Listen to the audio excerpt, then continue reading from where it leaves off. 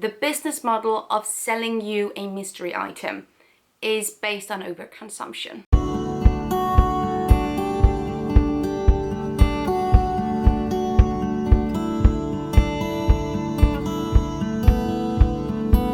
Hello everybody and welcome back to my channel. My name is Gitte Marie and it's time for another anti-haul. I'm de-influencing you now. We do not need these viral, hyped up trends and must-haves. Oh god, does the word must-have just give me the ickiest feeling. Every single day we live on this planet, there will be people trying to make us buy something. Sometimes these purchases can be valid and reasonable and necessary, and other times not so much. I have gathered a list of alleged must-haves. Let's talk about them and see if we actually need them. Spoiler alert, this is an anti-haul. I don't think we specifically need any of these products, and I'm going to give you alternatives and other ways of achieving similar results.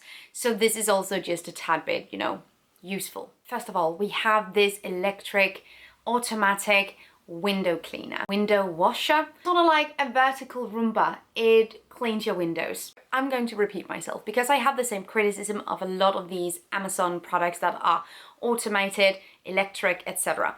These can break. If they're cheap electronics, they probably will. It's also completely glued together. It's impossible to get in there and fix something if it breaks. So this is a very short-sighted way of cleaning your windows. Also, wouldn't this be a device that would be more handy on the outside? Like if you use it not on the inside of your window, but on the outside, 3rd, 5th, 20th floor. In that case, I would guess that most higher buildings already have a plan for how they clean their windows on the outside, and you are probably not the one doing it. And you can say this for a lot of these convenient products. You do not necessarily need it if you are an able-bodied individual, but if you are not an able-bodied individual, there are devices that can be really handy. The thing with this kind of thing is that it still requires a lot of mobility. You still probably need a lot of help if you have disabilities and you need to wash your windows. So it would be cheaper and more convenient, I would guess, to ask someone in your local community and neighborhood to do it, to hire someone to do it. This is an expensive device that you still need a certain level of mobility to operate. Now, I don't have mobility issues myself, so I really don't feel like I can be the judge of whether or not that is always accurate. It probably isn't. Very individual. If you're buying this simply out of the convenience that you cannot be bothered to clean your windows and you just want a vertical Roomba, I feel like this is not it. What happened to just doing things yourselves? We don't need the robot to do everything. I sound like an ancient person, but honestly, completely stand by it. This has to be a joke. I don't think I've seen it advertised as a viral product, but more so as a convenient gimmick, but that doesn't change the fact that we don't need an automatic spoon blower to make sure our food is cold when we eat it. This is not...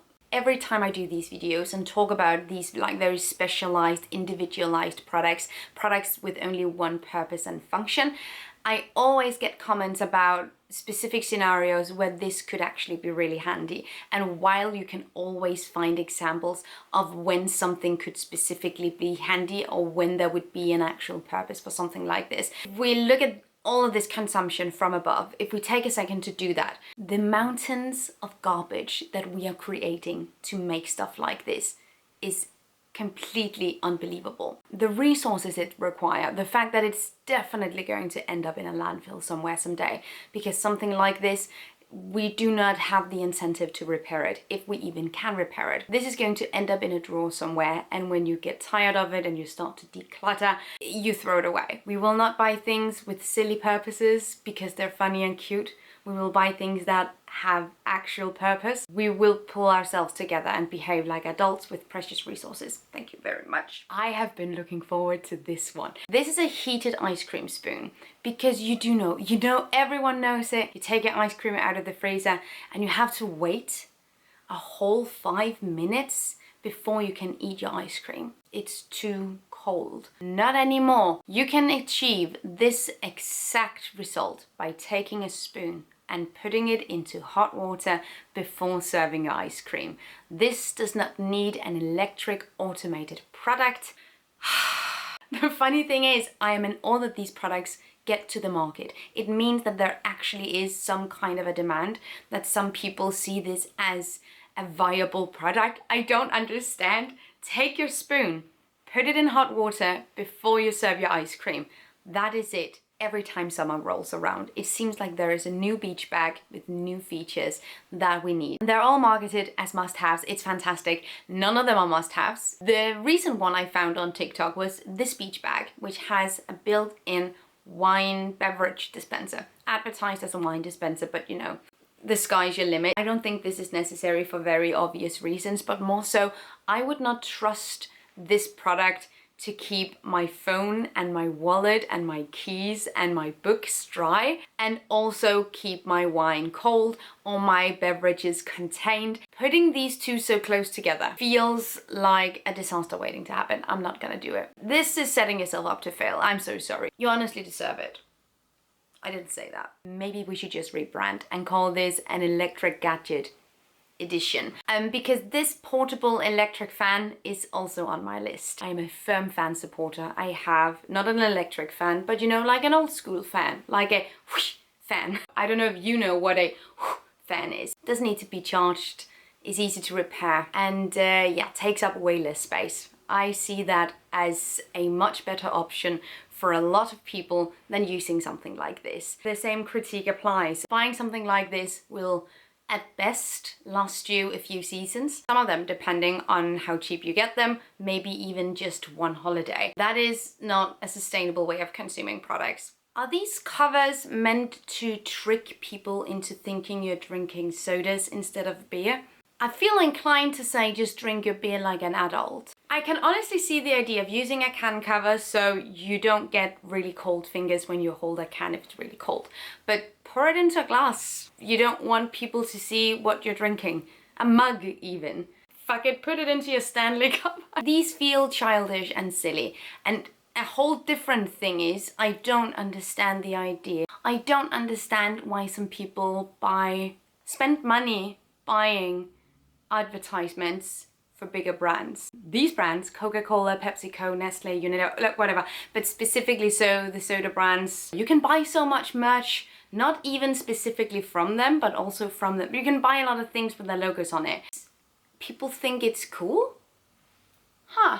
I don't see why you would want to spend your money becoming an advertisement for a brand that does not care about you, or the environment, people in general. No, why would you do that? I will give this product as much. It is extremely frustrating when the weather is fantastic and you want to work outside that you really can't, because you can't see shit on your laptop screen when you take it out into the sun.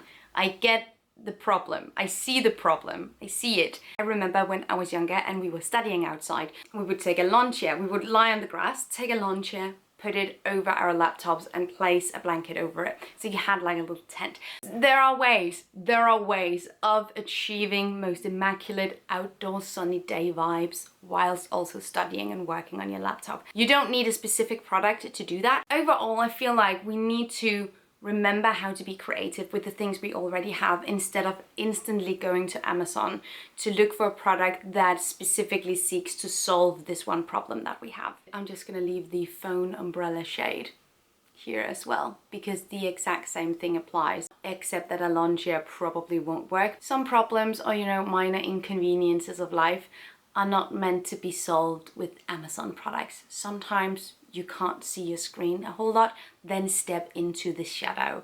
God damn it, Brenda.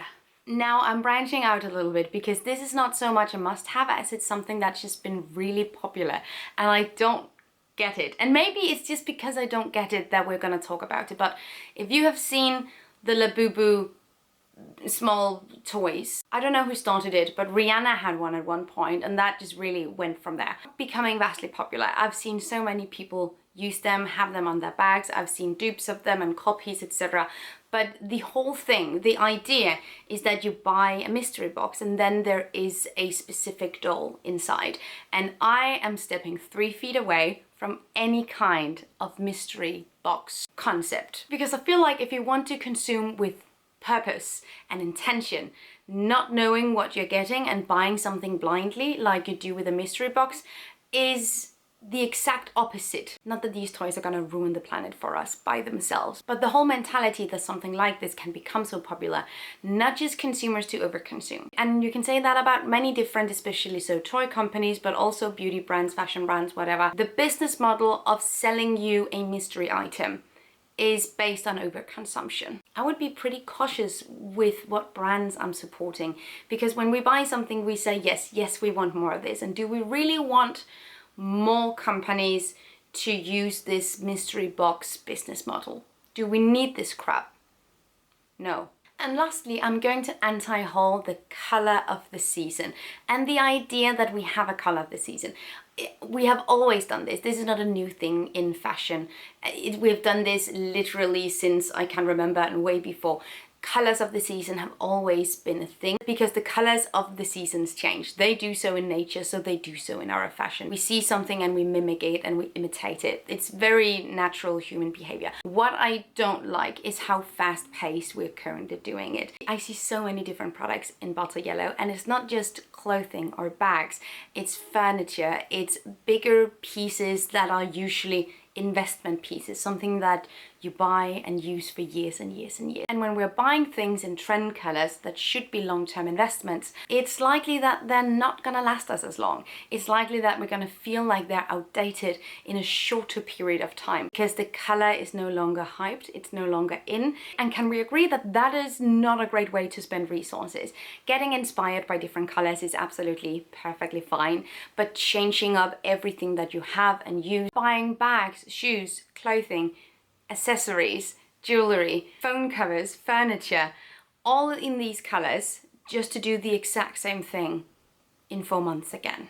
We will not be doing that, please and thank you. I am dying to hear what you are anti-hauling for this summer, so let me know in the comments down below. Let me know in the comments down below if you agree with my take, and let me know what you are anti-hauling. I would love to hear. As always, if you see anything that is utterly useless on the internet, send it to me and we will include it in the next anti-haul. The amount of rage that you guys make me feel on a daily basis when you send me these useless products is fantastic. Thank you so much for watching. Have an amazing day, and I will see you guys next time. Take really good care of yourselves. Until then, bye.